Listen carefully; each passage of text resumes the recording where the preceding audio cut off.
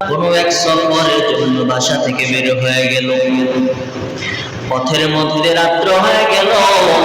রাত্রি জাগরণের জন্য কোনো এক গুহার ভিতরে আশ্রয় নিল। গুহার মধ্যে রাত্র কাটাইয়া তিনজনে মিলে একটা সিদ্ধান্ত নিল, সকালবেলা গুহা থেকে বের হয়ে আবার সফর শুরু করব। রাত্র যখন গভীর, আল্লাহর তিন বান্দা ওই গুহার ভিতরে ঘুমন্ত অবস্থার মধ্যে কাটায়।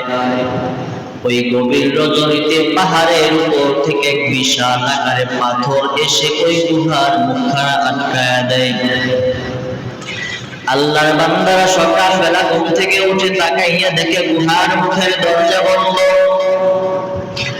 বাহিরে কেমন করে যাব, বড় পেরেশান। আল্লাহর বান্দা মনে মনে দোয়া করতে থাকে, আল্লাহ এই বিপদের মধ্যে কেন পড়লাম? আমরা এখন সকালবেলা এই গুহা থেকে কেমন করে বের হব? এই গুহার ভিতরে আমরা আটকে আছি, সারাদিন চিল্লা চিল্লি করলেও কোনো মানুষ আমাদের কথা শুনবে না।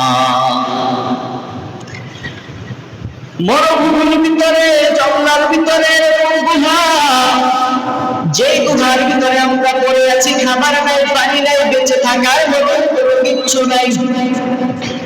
আমাদের তিনজনের গায়ের ভিতরে এত পরিমাণ শক্তি নাই যে পাথরটা আমরা সরিয়ে আমাদের দরজা ক্লিয়ার করে আমরা বাহিরে বের হব, বরং আমরা এখানে আমাদের মৃত্যু বড় নিশ্চিত। এবার এক আল্লাহর বান্দা বলে, ও ভাই আমার, এখান থেকে বের হয়ে বেঁচে ফেরার একটাই রাস্তা, আর সেটা হলো আমার আল্লাহর সাহায্য। আল্লাহ যদি আমাদের সাহায্য না করেন, এই গুহা থেকে বের হওয়া আমাদের জন্য সম্ভব না। আমরা এখানেই মরে পচে শুকনো হয়ে থাকবো, আমাদের এখান থেকে বের হওয়া হবে না। সুতরাং তোমরা সবাই মিলে আল্লাহর দরবারে দোয়া করতে থাকো, আল্লাহ তাআলা যেন আমাদেরকে এই মহা বিপদ থেকে পরিত্রাণ দেয়। তখন আল্লাহর এক বান্দা আল্লাহর দরবারে দোয়া করে, ও দয়ার মালিক, আমি দীর্ঘদিন সময় আগে এক ঘটনা, আমার একটা চাচাতো বোন ছিল, যে চাচাতো বোনটাকে আমি মন থেকে বড় ভালোবাসতাম। আমি আমার চাচাতো বোনটাকে এত পরিমাণ মহব্বত করি, দুনিয়ার ভিতরে যত কন্যা আছে এই সব কন্যা থেকে বেশি পছন্দ করি। আমার চাচাতো বোনটাকে আমি একান্ত আপন করে পেতে চাই। আমি আমার শারীরিক চাহিদা আমার চাচাতো ওই বোনের সাথে মিটাইতে চাই। আমি একদিন আমার বোনকে প্রস্তাব করি, ও বোন আমার, আমি তোমাকে অনেক বড় বেশি ভালোবাসি, অনেক বড় পছন্দ করি রে বোন, তুমি আমার জন্য তোমার দেহখানা উন্মুক্ত করে দাও। আল্লাহর বান্দি বলে, ভাই আমি রাজি না, আমি তোমার সাথে জিনার মধ্যে লিপ্ত হইতে পারবো না। আল্লাহর বান্দি চলে গেল। ওই বান্দা বলে, দীর্ঘদিন পর আমাদের এলাকার মধ্যে দুর্ভিক্ষ শুরু হয়ে গেল। মানুষের ঘরের ভিতরে খাবার নাই, পানি নেই, মানুষ চতুর্দিকে ছোটাছুটি হাহাকার লেগে গেল। এমন সময় আমার দরবারে এসে জানাই দেয়, ও ভাই আমার, ঘরের ভিতরে খাবার নাই, পানি নাই, আমাদেরকে সাহায্য করে দাও। যদি আমাদেরকে সাহায্য না করো, আমাদের হয়তো না খেয়ে দুনিয়ার জমিন ছেড়ে চলে যাওয়া লাগবে। আল্লাহর বান্দা বলে, হ্যাঁ আমি তোমাকে সাহায্য করতে পারি, আমার একটা শর্ত আছে। বলে, কি শর্ত? আমার শর্ত হইল তুমি আমার সাথে শারীরিক সম্পর্কে লিপ্ত হওয়া লাগবে। বলেন নাউজুবিল্লাহ। আল্লাহর বান্দি ঘরের ভিতরে খাবার নাই, পরিবার উল্লাস, দুর্ভিক্ষের কারণে রাজি হয়ে গেল। বলে, হ্যাঁ ঠিক আছে, আমি তোমার সাথে শারীরিক সম্পর্কে লিপ্ত হব। আল্লাহর বান্দিকে কিছু টাকা দিয়ে সহযোগিতা সহযোগিতা করার পরে কথা মতো যথাসময়ে ওই বান্দার সাথে শারীরিক সম্পর্কের জন্য তৈরি হয়ে গেল। আল্লাহর বান্দা যখন একান্ত ঘরের ভিতরে দরজা বন্ধ করে ওই বোনের দিকে আগাইয়া যায়, আল্লাহর বান্দি ডাক দিয়া জানায় দেয়, ও ভাই আমার, ইত্তাকিল্লাহ, ইয়া আব্দুল্লাহ ইত্তাকিল্লাহ, হে আল্লাহর বান্দা তুমি আল্লাহকে ভয় করো, ওয়ালা তাকতাম খাতামা ইল্লা বিহাক্কিহি, তুমি অন্যায় ভাবে মোহর ভাঙিও না রে ভাই, তুমি অন্যায় ভাবে জিনার নাজের মধ্যে লিপ্ত হয়ো না রে ভাই আমার, পরকালকে ভয় করো, কবরের শাস্তির কথা ভয় করো, ওই আল্লাহর দরবারে কি জবাব দিবা? আল্লাহর বান্দা বলে মালিক, ওই দিন আমার বোন আমাকে এমন এমন কথাগুলো বলার কারণে দরজা বন্ধ, জানালা বন্ধ, আমার হাতে ক্ষমতা ছিল, আমার বোন সে আমার বাধ্যগত ছিল, আমি চাইলে তার সাথে জিনার মধ্যে লিপ্ত হয়ে যাইতে পারতাম, আমি চাইলে তার সাথে গুনাহের মধ্যে লিপ্ত হইতে পারতাম। এ দয়ার মালিক, সেই দিন আমি আমার বোনের কাছ থেকে বিদায় নিয়ে চলে আসলাম, আমি গুনাহের মধ্যে লিপ্ত হই নাই, আমি আমার বোনকে ছেড়ে দিয়ে চলে আসলাম।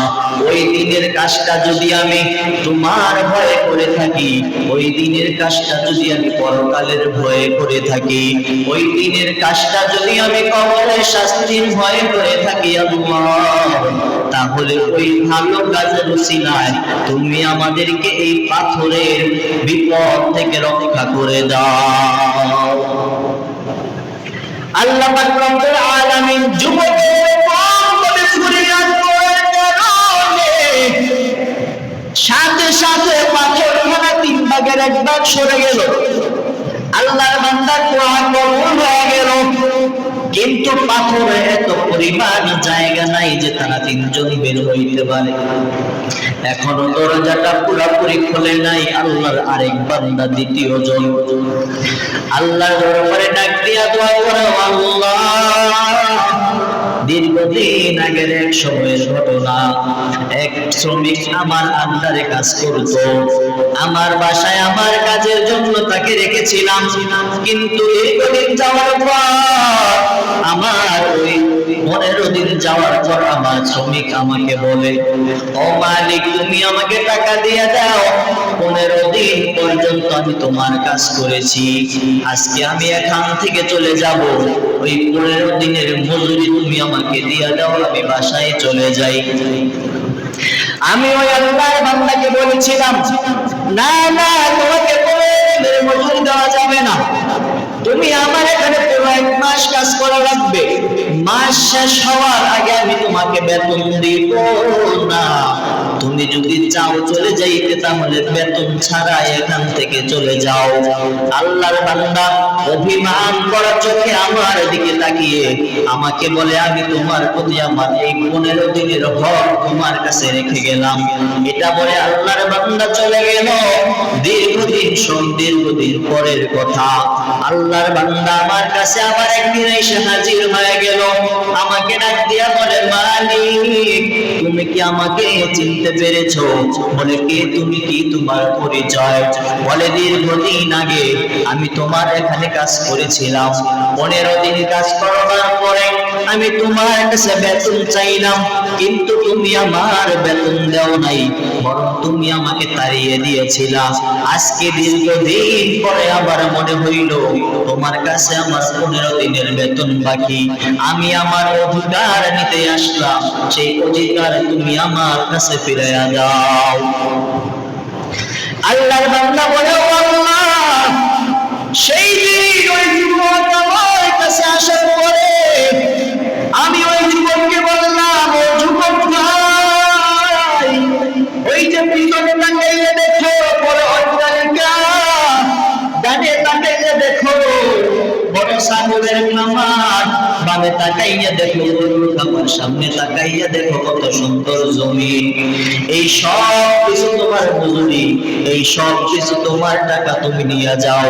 আল্লাহর বান্দা আমাকে বলে, ও মালিক তুমি কি আমার সাথে ঠাট্টা করো, তুমি কি আমার সাথে মজা করো? বলে না, আমি তোমার সাথে ঠাট্টাও করি না, আমি তোমার সাথে মজাও করি না, বরং এই সব কিছু মূলধন তোমার 15 দিনের মজুরি, যেহেতু তোমার 15 দিনের টাকা, ওই টাকা আমি ব্যয় করে ব্যবসা করেছি, ওই ব্যবসার টাকা আবার আরেক জায়গায় ব্যয় করেছি, এইভাবে করে তোমার ওই 15 দিনের মজুরির বিনিময়ে আল্লাহ আমাকে এত কোটি টাকার সম্পদ দান করেছে। যেহেতু এই কোটি টাকার পিছনে মূল সম্পদটা তোমার, সুতরাং আজকে আমার যা কিছু আছে সব কিছু তুমি মালিক। অথচ ওই আল্লাহর বান্দা 15 দিনের মজুরি দিয়ে দিলেই কিন্তু পারত, তার দায়িত্ব শেষ হয়ে যেত, তার হক আদায় হয়ে যেত, কিন্তু আল্লাহর বান্দা বলে, ও মালিক সেই দিন আমি এই কাজটা করেছি যদি তোমাকে সন্তুষ্ট করবার জন্য, যদি ওই দিনের কাজটা আমি তোমাকে খুশি করার জন্য করে থাকি, ওই দিনের কাজটা যদি আমি জাহান্নামে যাওয়ার ভয়ে করে থাকি, ওই দিনের কাজটা যদি আমি কবরের শাস্তির ভয়ে করে থাকি, তাহলে আমার ওই দিনের ভালো কাজের উসিলায় তুমি আজকে আমাদেরকে এই বিপদ থেকে উদ্ধার করে দাও। আল্লাহ পাক রব্বুল আলামিন এই বান্দার দোয়াটাও কবুল করে নিলেন। সাথে সাথে পাথর টানা 2 ভাগের 3 ভাগের 2 ভাগ সরে গেল, আর 1 ভাগ পাথর ওই কূপের ওই গুহার গর্তের মধ্যে এখনো রয়ে গেছে। কিন্তু আল্লাহর বান্দারা বের হতে পারতেছেন না। তখন তৃতীয় ব্যক্তি আল্লাহর দরবারে দোয়া করে, আল্লাহ আমার জীবনে আমি যত কাজ করেছি, আমার জীবনে আমি যত ভালো কাজ খারাপ কাজ করেছি, আর ভিতরে অন্যতম একটা ভালো কাজ হলো, ওই কাজটা আমি জানি না কতটুকু ভালো, তবে আমি যেই কাজটা করেছি সেই কাজটা হইল আমার একটা অভ্যাস ছিল। আমি প্রতিদিন সকালবেলা বাসা থেকে বের হয়ে যাইতাম, রাত্র যখন গভীর হয়ে যাইত আমি রাত পর্যন্ত বাহিরে দিন মজুরির কাজ করতাম। বিভিন্ন কাজ করিয়া করিয়া টাকা পয়সা রোজগার করিয়া বাড়ির জন্য খাবার নিয়ে আসতাম, সন্তানদের জন্য খাবার নিয়ে আসতাম। আমার একটা অভ্যাস ছিল, আমি প্রতিদিন মা বাবার জন্য দুধ কিনে আনতাম। প্রতিদিনকার মতন একদিনের ঘটনা, আমি বাজার থেকে দুধ কিনে আনতাম, আর ওই দুধ আমার মা বাবা খেয়ে তারপরে ঘুমের মধ্যে চাইতো। কিন্তু একদিনের ঘটনা, আমি বাসার মধ্যে আসতে বড় দেরি হয়ে গেল। আমি বাসার মধ্যে এসে দেখি আমার মা বাবা ঘুমায় গেছে।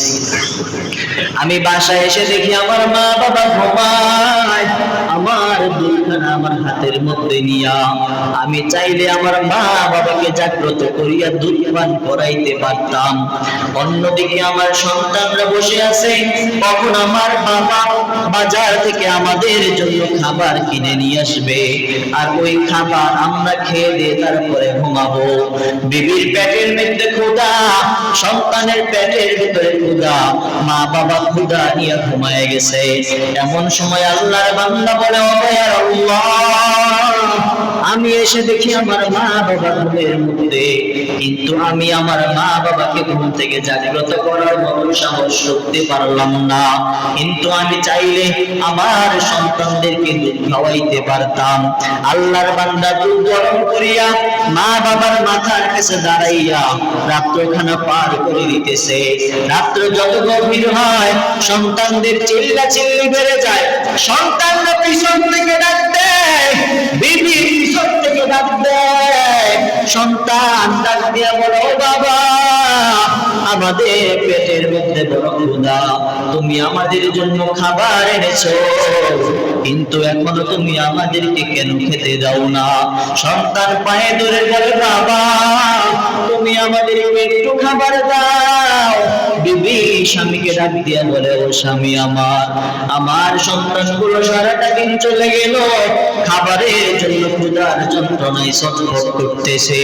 তোমার মা বাবা যেহেতু ঘুমাইয়া গেল, তুমি তোমার সন্তানদেরকে খাবার দাও।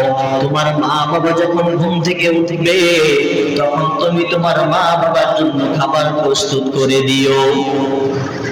আল্লাহর বান্দা বলে, ও আল্লাহ, সেই দিন আমি চাইলে আমার মা বাবার আগে আমি আমার সন্তানদেরকে খাবার খাওয়াইতে পারতাম, আমি আমার মা বাবার আগে আমার বিবির মুখে খাবার তুলে দিতে পারতাম।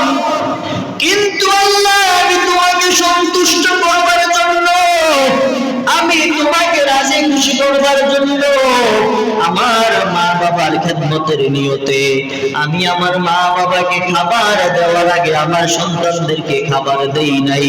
আমার সন্তানগুলা কান্না করতে করতে ঘুমাইয়া গেল, আমার বিবিটাও খালি পেটে ঘুমাইয়া গেল। যখন সকাল হয়ে গেল, আমার মা বাবা ঘুম থেকে উঠে দেখে আমি সন্তান দুধের পেয়ালা নিয়ে তাদের মাথার পাশে দাঁড়িয়ে আছি।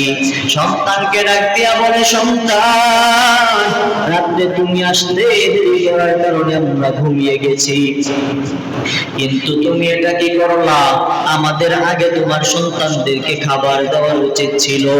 আমরা তো বড় মানুষ, সহ্য করতে পারবো, কিন্তু এই সন্তানগুলোর সাথে এরকম অনাচার কেন করেছো?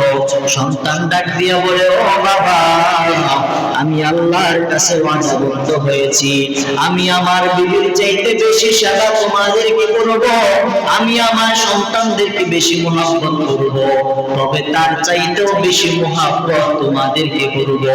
আমি আল্লাহর কাছে ওয়াদাবদ্ধ হয়েছিলাম, আমি যা কিছু হয়ে যাক না কেন, আমার মা বাবার সেবা করবার আগে, আমি আমার মা বাবাকে দুধ খাওয়ানোর আগে, আমি কিছুতেই আমার সন্তানদেরকে দুধ খাওয়াবো না।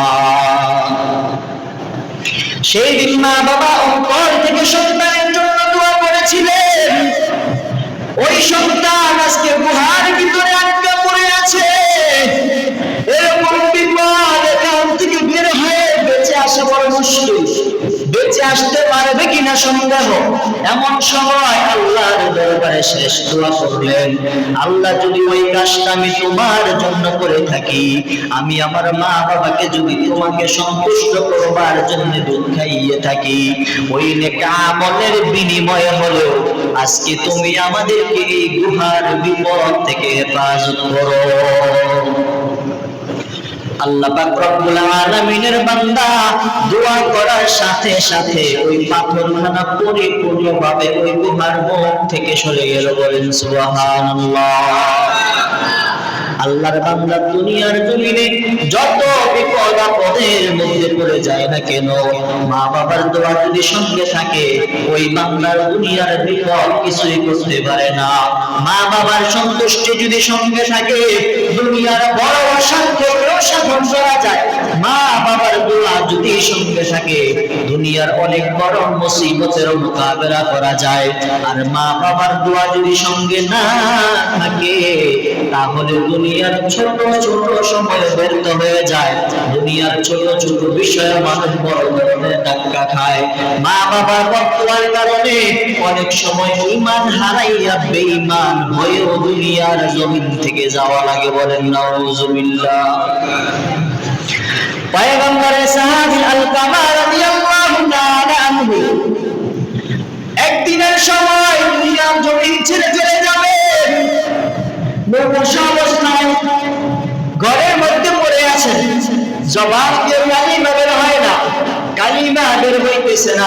আশহাদু আল্লা ইলাহা ইল্লাল্লাহ ওয়া আশহাদু আন্না মুহাম্মাদান আবদুহু ওয়া রাসূলুহু শব্দগুলো বলতে পারে না। আলকামা রাদিয়াল্লাহু তাআলা আনহু তার বিবি দৌড়ায়া রাসূলের দরবারে চলে গেলেন। যাইয়া বলতেছেন, ইয়া রাসূলুল্লাহ, ইয়া হাবিবাল্লাহ, আমি আলকামার বিবি আপনার দরবারে হাজির হয়ে গেলাম। পয়গম্বর জিজ্ঞাসা করে, ও আলকামার স্ত্রী, তুমি এখানে কি নিয়তে আসছো, কি তোমার কারণ তুমি আমাকে বলো। আলকামার বিবি ডাক দিয়ে জানায় দেয়, ও পয়গম্বর, আমার স্বামী মুমূর্ষ অবস্থায় বিছানার মধ্যে পড়ে আছে, তার মুখ দিয়ে জবান দিয়ে কালিমা বের হইতেছে না। যদি জবান দিয়ে কালিমা বের না হয়, আলকামা তো জাহান্নামী হয়ে যাবে। আমি বিবি এটা কেমন করে সহ্য করব? পয়গম্বর বলেন, আমার আলকামা যদি জাহান্নামী হয়ে যায়, আমি নবী সবচেয়ে বেশি কষ্ট পাবো। ও সাহাবায়ে কেরামের দল, তোমরা সবাই আলকামার বাসার মধ্যে চলে যাও, আলকামার মাথার পাশে বসবা আর কালিমায়ে শাহাদাতের তালকিন করবা। কালিমায়ে শাহাদাতের তালকিন মানে হলো তার মাথার চারপাশে বসিয়া তোমরা স্বাভাবিক আওয়াজ দিয়া যেন আলকামা শুনতে পারে এরকম করে তোমরা কালিমায়ে শাহাদাত পড়তে থাকবা। কিন্তু সাবধান সাবধান, তোমরা কেউ আলকামাকে কালিমা পড়ার জন্য তাগিদ দিবা না, জোর করবা না। সাহাবায়ে কেরাম চলে গেলেন, আলকামার ঘরের মধ্যে যাইয়া আলকামার পাশে বসে বসে কালিমায়ে শাহাদাতের তালকিন করতে থাকলেন। দীর্ঘ সময় চলে গেল, কিন্তু তালকিন করা বন্ধ হয়ে গেল। আলকামার জবান দিয়ে কালিমা বের হয় না, মৃত্যুও হয় না। মুমূর্ষ অবস্থায় শুধু ছটফট করতেছে, কষ্ট করতেছে। এমন সময় সাহাবায়ে কেরাম আবার পয়গম্বরের দরবারে হাজির হয়ে গেলেন, গিয়ে বলতেছেন, ও পয়গম্বর, আমরা তো দীর্ঘ সময় ধরে আলকামার পাশে কালিমায়ে শাহাদাতের তালকিন করলাম, কিন্তু আলকামার জবান দিয়ে কালিমা বের হয় না, আলকামা তো কালিমা পড়তে পারে না। এখন আমরা কি করব? পয়গম্বর বলেন, ও বেলাল, যাও যাও, যাইয়া দেখো আলকামার মা বাবা দুনিয়ায় বেঁচে আছে কিনা। খবর নিয়ে জানা গেল আলকামার বাবা দুনিয়ার জমিন ছেড়ে চলে গেছে, কিন্তু আলকামার মা এখনো দুনিয়ার জমিনে বেঁচে আছে।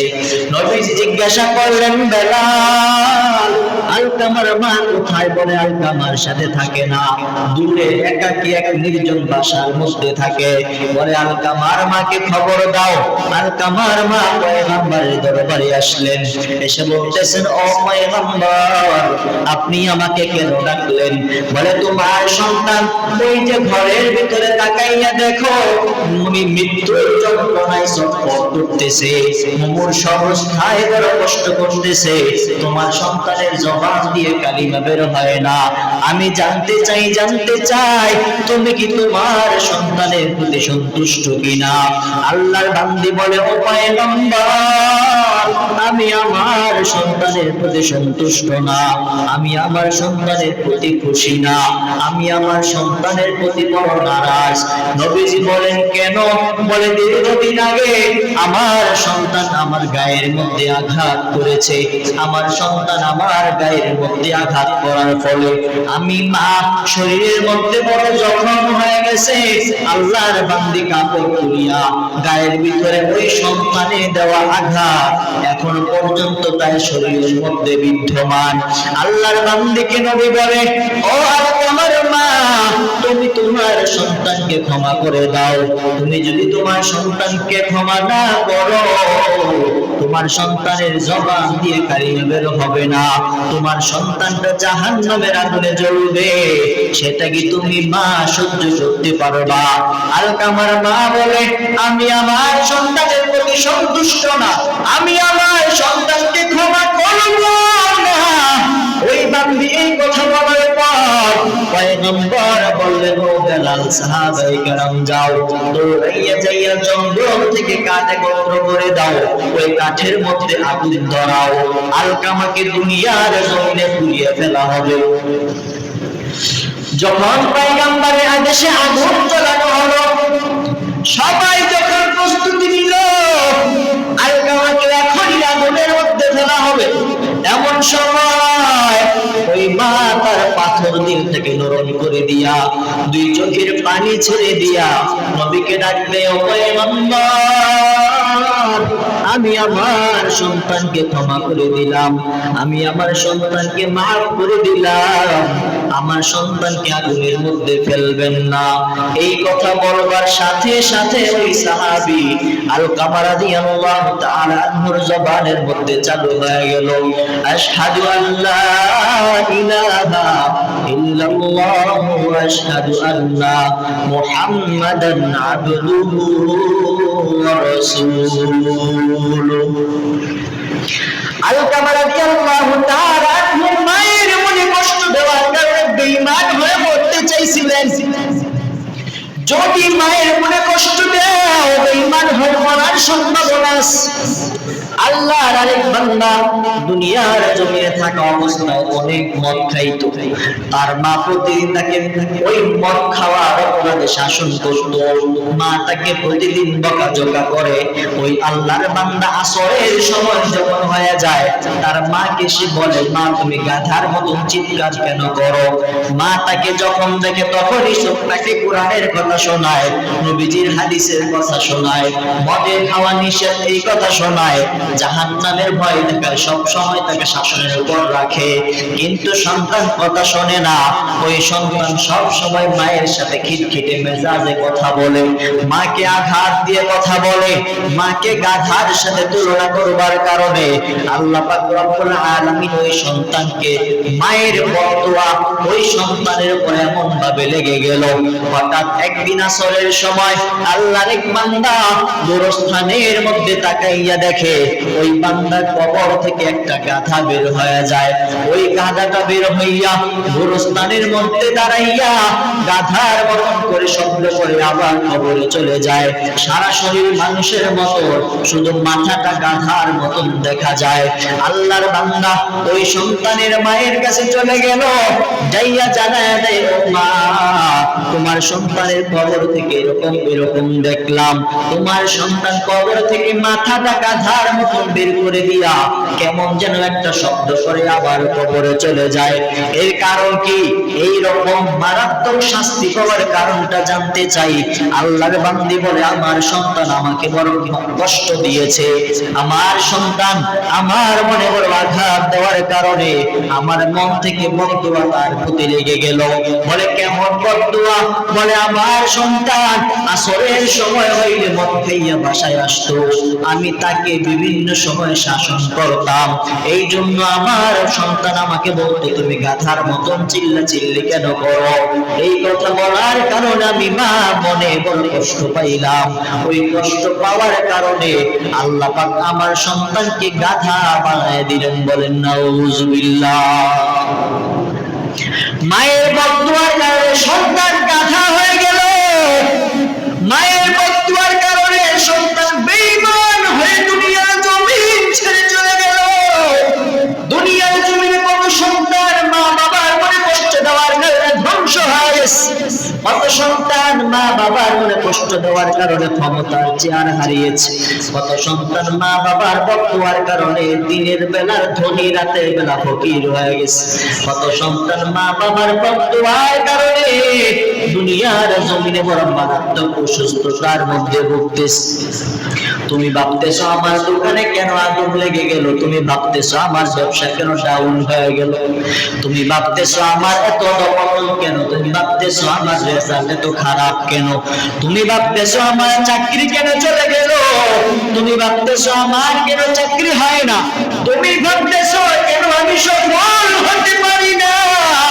সবচাইতে বড় কারণ হইল তোমার ভিতরে তোমার মা বাবার দোয়া নাই, তোমার ভিতরে তোমার মা বাবার সন্তুষ্টি নাই, তোমার ভিতরে তোমার মা বাবার নেক নজর নাই। তুমি যদি দেখো তোমার সফলতাও নাই, মা বাবার সন্তুষ্টিও নাই, তুমি দৌড়াইয়া যাও মা বাবার পায়ে ধরে ক্ষমা চাও, মা বাবার থেকে দোয়া নাও, অল্প দিনের মধ্যেই আল্লাহ তোমাকে সফল ব্যক্তিতে রূপান্তরিত করবে। গরিব হয়ে গেছে, ঋণগ্রস্ত হয়ে গেছে, টাকা নেই, পয়সা নাই, অভাবের মধ্যে পড়ে গেছো, মা বাবা আছে তাদের কাছে চলে যাও। মা বাবার কাছে যাইয়া বলো, মা বাবা আমি তোমাদের কষ্ট দিয়েছি, ক্ষমা করে দাও। পা করে ক্ষমা চাও, অন্তর থেকে দোয়া আসবে। ওই দোয়ার বদৌলতে আল্লাহ তোমাকে কোটিপতি বানায় দিবে। ওই দোয়ার বদৌলতে আল্লাহ তোমাকে নির্মুক্ত জীবন দান করবে। ওই দোয়ার বদৌলতে আল্লাহ তোমাকে সুখময় জীবন দান করবে। আর যদি মা বাবার সন্তুষ্টি নিয়া, মা বাবাকে সন্তুষ্ট না করিয়া, মা বাবাকে কষ্ট দেয়া যদি তুমি কবরের মধ্যে রাখো, তাহলে ওই মা বাবার বদদুয়া তোমাকে তোমার মরণের আগ পর্যন্ত তোমাকে দুনিয়াতে কষ্ট দিয়ে যাবে।